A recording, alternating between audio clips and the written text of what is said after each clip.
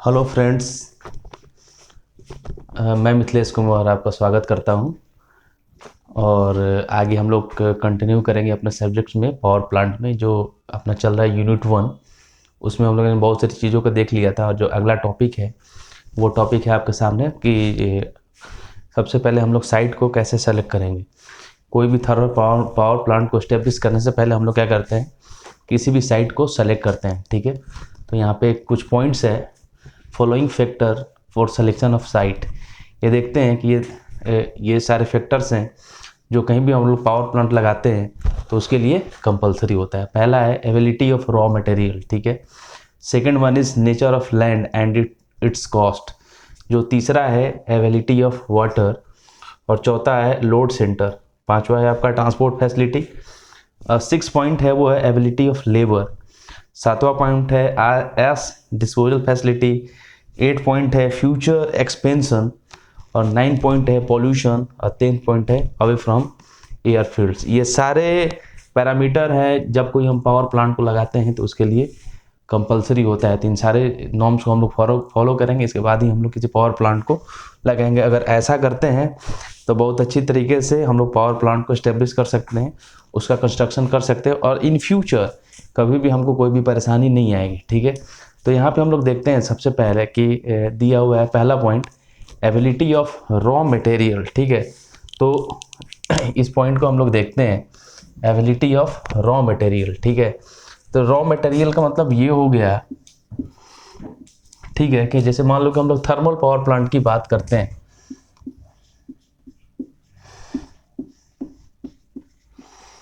Thermal power plant आप लोग बस समझने का कोशिश करना। अगर आप एक बार समझ गए तो आपको रटने की जरूरत नहीं पड़ेगी। ठीक है, अगर एक बार आप समझ गए तो आप इजी वे में उसको लिख सकते हो। ठीक है, तो यह है आपका रॉ मटेरियल। तो थर्मल पावर प्लांट के लिए जो रॉ मटेरियल है वो है कोल। ठीक है, तो सबसे पहले अगर कहीं थर्मल पावर प्लांट हम लोग लगा रहे हैं तो हम लोग देखते हैं कि उसके आसपास में कोयला होना चाहिए, कोयले का भंडार होना चाहिए। क्योंकि क्या है कि बहुत ह्यूज अमाउंट में, बहुत बड़े अमाउंट में कोयला का यूज होता है। ठीक है, तो हम लोग देखते हैं कि जहाँ भी हम लोग थर्मल पावर प्लांट लगा रहे हैं वहाँ पे ह्यूज अमाउंट में कोयला होना चाहिए। अगर ऐसा होता है तो हमारे लिए इजी वे में जो आपका जनरेशन है वो करना बहुत आसान हो जाएगा। ठीक है, तो आपका ये है। इन केस अगर आसपास में अगर रॉ मटेरियल अवेलेबल नहीं है तो उसका बहुत सारा ड्रॉबैक है, डिसएडवांटेज है। ठीक है, उससे हमारा जो ओवरऑल जो कॉस्ट है वो इंक्रीज हो जाएगा। ठीक है, अगर हम लोग सिंपल बात करें कि किसी भी थर्मल पावर प्लांट में काफ़ी ज़्यादा कोयले की ज़रूरत होती है। ठीक है, अगर कोई 300 मेगावाट का प्लांट है तो उसको डेली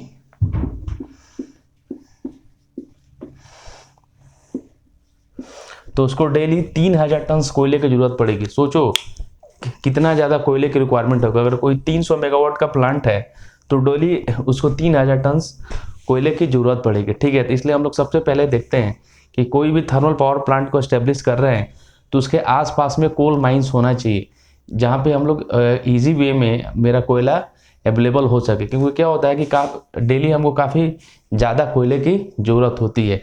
इन केस अगर ऐसा नहीं हो पाता है तो उसका ड्रॉबैक क्या है वो देखते हैं हम लोग। उससे बहुत सारी चीज़ें हमारी जो है वो इंक्रीज हो जाएगी। ठीक है, क्योंकि मैंने क्या देखा कि 300 मेगावाट का प्लांट के लिए डेली 3000 टन कोयले की ज़रूरत होती है, जो कि काफ़ी बड़ा अमाउंट में कोयला है। ठीक है, तो हम लोग सबसे पहले यही देखते हैं कि जहाँ कहीं भी अगर हम लोग कोई पावर प्लांट लगा रहे हैं तो उसके आसपास में वो रॉ मटेरियल है वह अवेलेबल होना चाहिए। ठीक है, तो देखते हैं कि अगर आसपास में अगर मेरा माइंस वगैरह या रॉ मटेरियल अवेलेबल नहीं है तो उसका मेरा क्या इफेक्ट पड़ सकता है। ठीक है, सबसे पहले क्या होगा कि अगर मान लो कि नहीं है तो कहीं और से लेके आते हैं तो उसके लिए क्या होगा कि स्पेस रिक्वायरमेंट।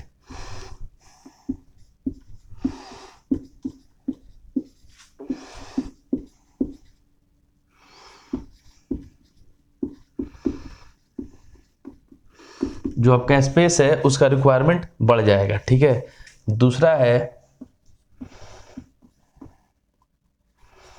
Increase investment.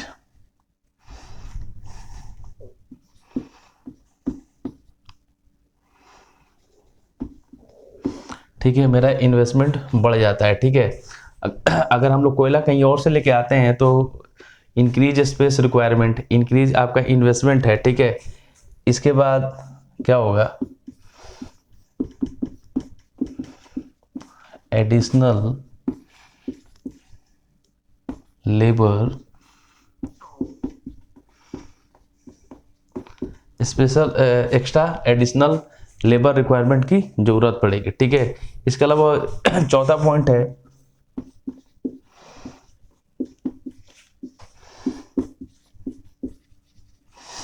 ठीक है, देखें यहाँ पे मैंने क्या बोला है कि अगर कहीं भी कोई पावर प्लांट को स्टेब्लिश कर रहे हैं तो उसके आसपास रॉ मटेरियल अवेलेबल होना चाहिए, क्योंकि अगर हम लोग थर्मल पावर प्लांट की बात करते हैं तो इसमें काफ़ी ज़्यादा अमाउंट में कोयले की ज़रूरत होती है।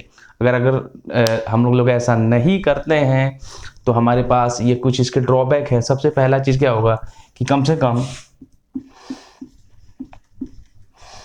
15 डेज का कोल्ड स्टोरेज होना चाहिए। अगर अपने पावर प्लांट को कंटिन्यूअस वर्किंग में रखना है तो एटलीस्ट 15 दिन का कोयले का स्टोरेज होना चाहिए। ठीक है, उसकी वजह से क्या होगा कि अगर एक दिन में, मैंने क्या बोला कि अगर 300 मेगावाट का, अगर कोई 300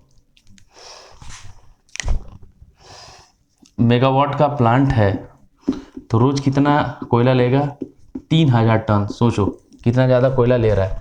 ठीक है, तो अगर 15 दिन की कोयले के स्टोरेज की हम लोग बात करें तो हमको कितना ज़्यादा स्पेस का रिक्वायरमेंट होगा। ठीक है, उसी तरीके से मेरा क्या होगा कि उसका मेरा जो इन्वेस्टमेंट है वो इंक्रीज हो जाएगा उस कोयले को रख रखाव के लिए। ठीक है, उसके मेंटेनेंस करने के लिए।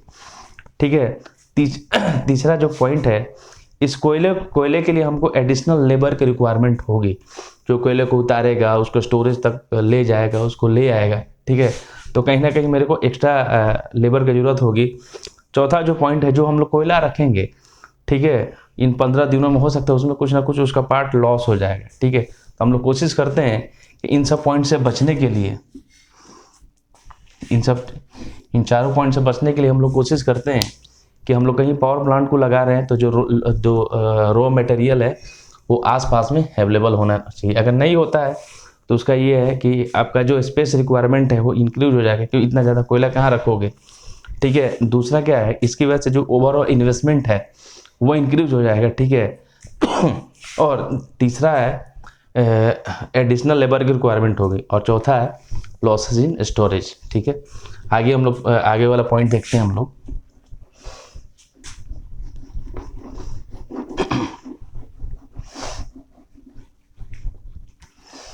आगे है nature of land and it cost, बहुत इंपॉर्टेंट है।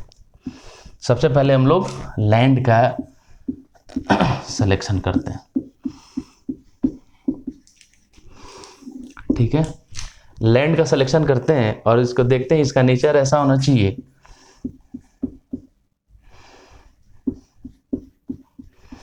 ठीक है कि ये क्या करे कि जो हम लोग जो थर्मल पावर प्लांट बैठाते हैं तो उसमें काफ़ी हेवी मशीनरी यूज होती है। Heavy machinery, heavy tools use होते हैं, हैवी मशीनरी यूज होते हैं, या हैवी मशीन्स यूज होती हैं। तो हमारा लैंड इस तरीके का होना चाहिए जो उसकी पूरे के पूरे इस पूरे लोड को बियर कर सके। ठीक है, लोड बियरिंग।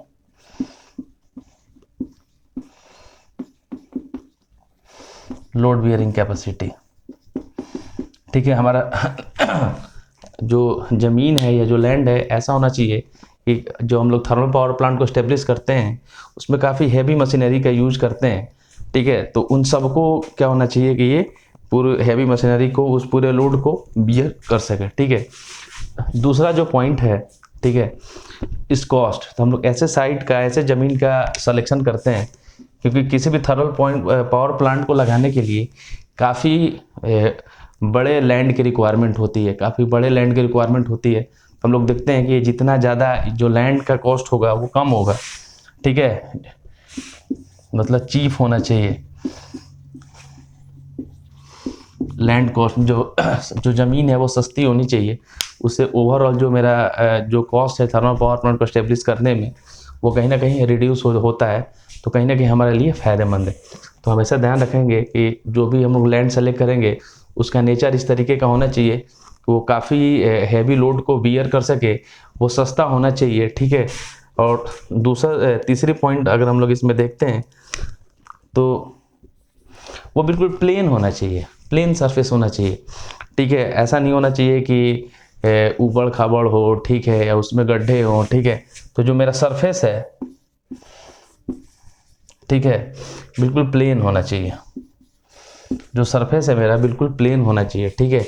इससे मेरा क्या होगा कि जो हम जब भी हम लोग लेवलिंग करेंगे तो लेवलिंग में हमारा एक्स्ट्रा कॉस्ट नहीं जाएगा। मतलब जमीन जो हमारी लैंड है उसको स्मूथ करने में, अगर ज़मीन बिल्कुल पहले से समतल है तो उसको और अच्छा स्मूथ बनाने के लिए हमको ज़्यादा पैसा खर्च करने की ज़रूरत नहीं है। अगर मेरा ज़मीन जो है वो इस तरीके से है, इस तरीके से अगर समतल नहीं है तो इसको पूरा एक लेवल में करने में हमको काफ़ी ज़्यादा पैसे की रिक्वायरमेंट होगी, हमारा लेबर कॉस्ट जाएगा, हमारा टाइम कंज्यूम होगा, ठीक है। तो इन सब हम सारी चीज़ों का ध्यान रखते हैं कि जो अपनी लैंड है उसकी बेयरिंग कैपेसिटी काफ़ी ज़्यादा होनी चाहिए, वो सस्ता होना चाहिए, और जो मेरा वो ज़मीन है जो उसका सरफेस है बिल्कुल प्लेन होना चाहिए कि ईजी वे में हम लोग उस जगह पे अपने पावर प्लांट को सेटअप कर सकें, ठीक है। आगे देखते हैं हम लोग तीसरा जो पॉइंट है, एबिलिटी ऑफ वाटर।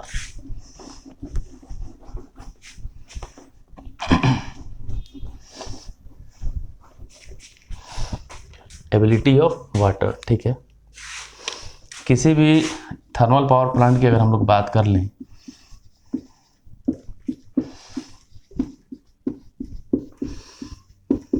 ठीक है, तो इस थर्मल पावर प्लांट को चलाने के लिए हमको काफ़ी ह्यूज अमाउंट में वाटर चाहिए, ठीक है। ह्यूज अमाउंट में अपने को वाटर चाहिए। तो हम लोग देखते हैं कि जहाँ कहीं भी हम लोग थर्मल पावर प्लांट लगा रहे हैं वहाँ पे जो वाटर है वो प्रॉपर वे में अवेलेबल होना चाहिए, और पूरे ईयर अवेलेबल होना चाहिए। ऐसा नहीं कि 6 महीना पानी अवेलेबल है, 6 महीना पानी अवेलेबल नहीं है, तो अगर पानी नहीं रहेगा तो हमारा प्रोडक्शन नहीं होगा, जनरेशन क्या हो जाएगा, शट डाउन हो जाएगा। क्यों कि थर्मल पावर प्लांट में हम लोग वाटर का यूज करके क्या करते हैं, स्टीम बनाते हैं।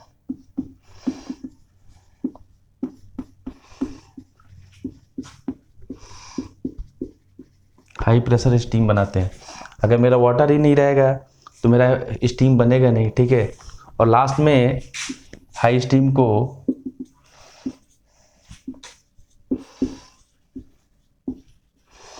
ठंडा करने के लिए भी पानी की ज़रूरत होती है, जिसको हम लोग बोलते हैं कूलिंग टावर,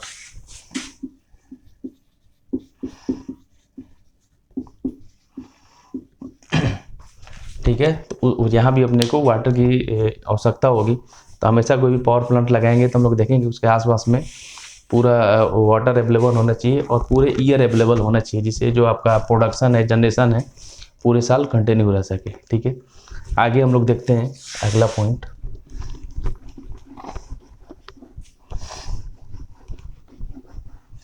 लोड सेंटर, ठीक है। तो हम लोग हमेशा कोशिश करते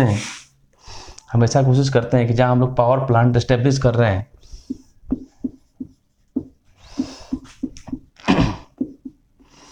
इंस्टॉल कर रहे हैं, लगा रहे हैं, ठीक है। तो हमेशा देखते हैं कि जो मेरा लोड है, ठीक है, वो लोड है वो बिल्कुल नियर होना चाहिए, बिल्कुल नियर होना चाहिए। इसका क्या फ़ायदा है, इसका फ़ायदा ये है कि जो इसको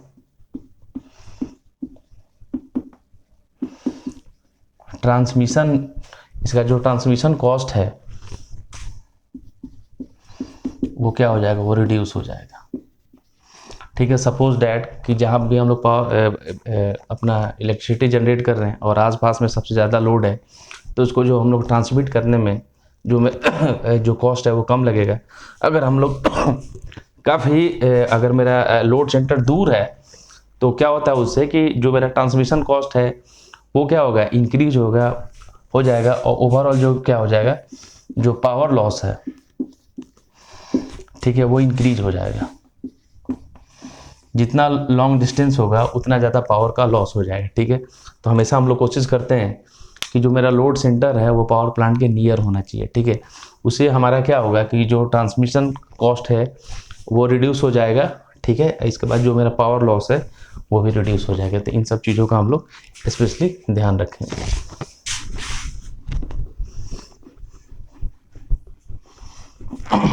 इसके बाद है ट्रांसपोर्ट फैसिलिटी। इसका भी बहुत इंपॉर्टेंट रोल है, ट्रांसपोर्ट फैसिलिटी, ठीक है। कि जब भी हम लोग पावर प्लांट को एस्टेब्लिश करेंगे तो उस टाइम पे जब भी पावर प्लांट को इंस्टॉल करेंगे, ठीक है, तो वहाँ पे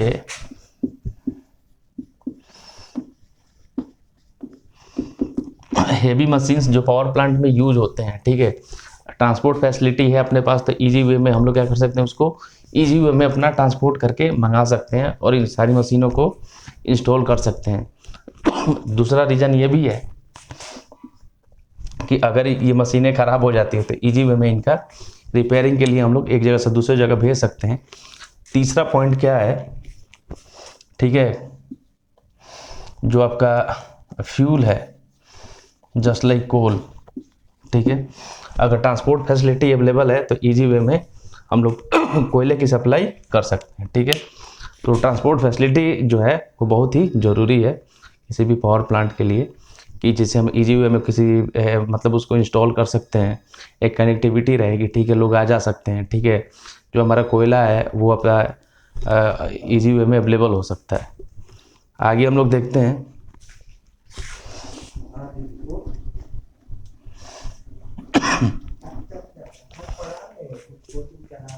एबिलिटी ऑफ लेबर, ठीक है। ये भी बहुत इंपॉर्टेंट टॉपिक है, एबिलिटी ऑफ लेबर। इसमें हम लोग देखते हैं कि इसमें क्या हो सकता है कि जो अपना पावर प्लांट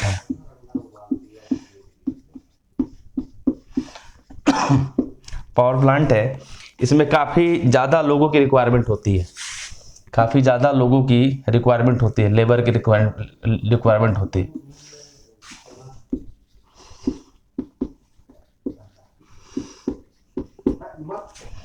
ठीक है, तो हम लोग हमेशा देखते हैं कि जो मेरे सस्ते लेबर मतलब चीप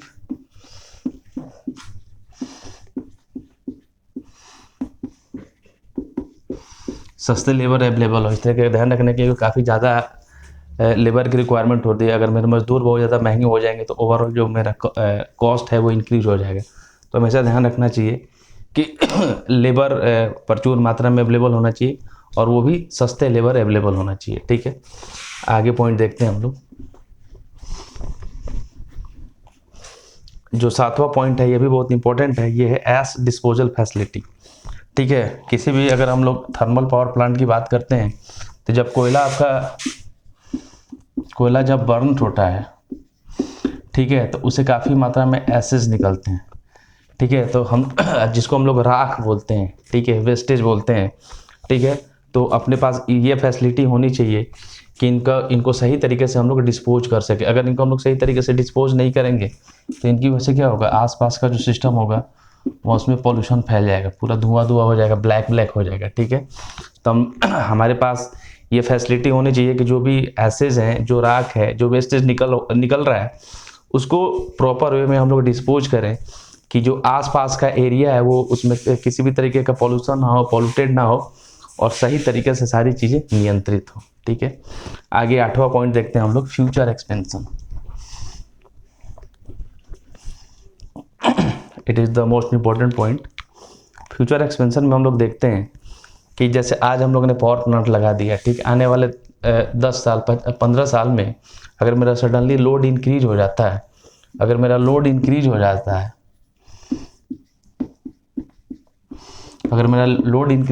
तो अपने पास इस तरीके का लैंड अवेलेबल होना चाहिए या लैंड में इतना ज़्यादा स्पेस होना चाहिए कि हम अपने पावर प्लांट को एक्सपेंड कर सकें और ज़्यादा उसको जैसे मान लो किसी पावर प्लांट में 5 यूनिट है, अगर मेरा लोड एक और बढ़ गया तो एक और यूनिट हम लोग उसमें इंक्रीज कर सकें या बढ़ा सकें। तभी संभव है जब हमारे पास प्रचुर मात्रा में लैंड अवेलेबल हो, उतना लैंड अवेलेबल हो, ठीक है। तो हमेशा हम लोग कोशिश करते हैं कि हम लोग इस तरीके का साइट का सिलेक्शन करते हैं कि हमारे पास ज़्यादा मात्रा में ज़मीन अवेलेबल है कि आने वाले टाइम में हम लोग उसको अपने लोड रिक्वायरमेंट के अनुसार उसको हम लोग एक्सपेंड कर सकें, फैला सकें, उसमें नई यूनिट को हम लोग डाल सकें, ठीक है। इसमें टू ऐड न्यू यूनिट, ठीक है। इस तरीके से हमको ध्यान रखना चाहिए।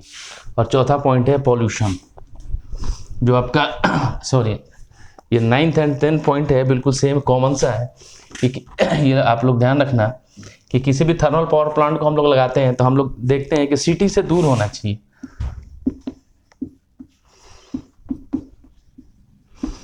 अवे फ्रॉम सिटी, ठीक है। क्योंकि इससे क्या हो गया कि थर्मल पावर प्लांट की अगर हम लोग बात करें तो बहुत ज़्यादा इससे धुआं निकलता है को, ठीक है। इसके बाद स्मोक निकलता है, ठीक है, डस्ट पार्टिकल निकलते हैं, ठीक है, बहुत ज़्यादा साउंड होता है, बहुत ज़्यादा साउंड होता है। तो हम लोग इसको हमेशा क्या करते हैं, सिटी से दूर रखते हैं, मतलब जो रेसिडेंशियल एरिया जहाँ पे लोग रह रहे हैं उनसे दूर रखते हैं, ठीक है।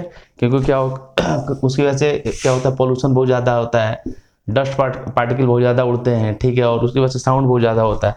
तो जिससे हम लोग इस पावर प्लांट को हमेशा एक आबादी से दूर सेटअप करते हैं, क्योंकि किसी भी तरीके का डिस्टर्बेंस वहाँ के लोगों को ना हो, ठीक है। तो ये है आपका प्रमुख पैरामीटर जो है साइट सिलेक्शन के लिए।